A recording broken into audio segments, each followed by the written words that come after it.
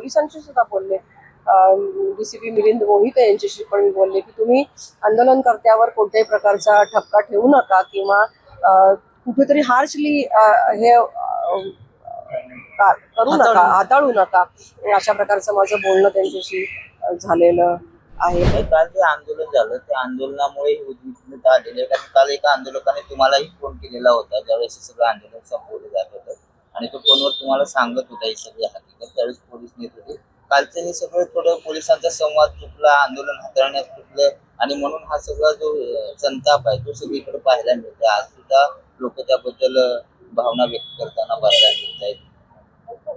गेले 2 दिवस मी दापोलीमध्ये होते, त्याच्यामुळे मला ही घटना थोडीशी उशिरा कळली. त्या ठिकाणी रेंज नव्हती आणि रेंज थोडी आल्यानंतर मला ही घटना कळली आणि आंदोलन चालू होतं त्या ठिकाणी. अनेकांच्याशी माझं बोलणं झालं. आंदोलनकर्ते खूप अतिशय तीव्र भावनेने बोलत होते आणि या सगळ्या घटनेमध्ये मी पोलिसांशी सुद्धा बोलले, डीसीपी मिलिंद मोहिते यांच्याशी पण मी बोलले की तुम्ही आंदोलनकर्त्यावर कोणत्याही प्रकारचा ठपका ठेवू नका किंवा कुठेतरी हार्शली हे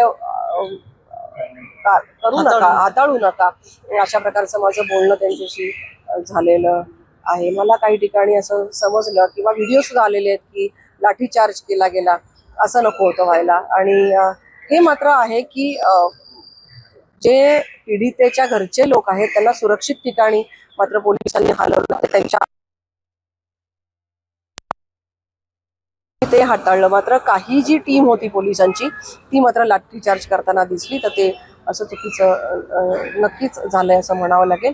आंदोलनकर्त्यांचा जो प्रामुख्याने उद्देश होता की लवकरात लवकर या प्रकरणाला तडीस न्यावं, चांगल्यात चांगली यंत्रणा लावून लवकरात लवकर फाशीची शिक्षा होण्यासाठी म्हणून जी काही तजवीज आहे ती करायला लागेल. पोस्टमॉर्टेममध्ये दिरंगाई आहे ती व्हायला नको होती, लाठीचार्ज व्हायला नको होता. या रास्त मागण्या आणि त्यांचं जे म्हणणं आहे ते रास्त आहे. प्रामुख्याने असंही करता आलं असतं की आंदोलन जर एखाद्या ठिकाणी चालू आहे तर ते ट्रॅफिक त्या ठिकाणून डायव्हर्ट करता येईल का हे पाहायला पाहिजे होतं. 3-4 तास आंदोलन चालू आहे आणि ट्रॅफिक त्या ठिकाणी तुंबलेलं आहे, नागरिकांचा इकडनं रेट आहे, नागरिकांचा तिकडनं रेट आहे. अशी परिस्थिती होऊ न देण्यासाठी ज्या ठिकाणी आंदोलन चालू आहे तिथे ट्रॅफिक कसं येणार नाही आणि ट्रॅफिक कसं डायव्हर्ट होईल हे आधीच बघितलं असतं तर मला असं वाटतं की सिच्युएशन ही नक्कीच अधिक चांगल्या पद्धतीने हाताळता आली असते.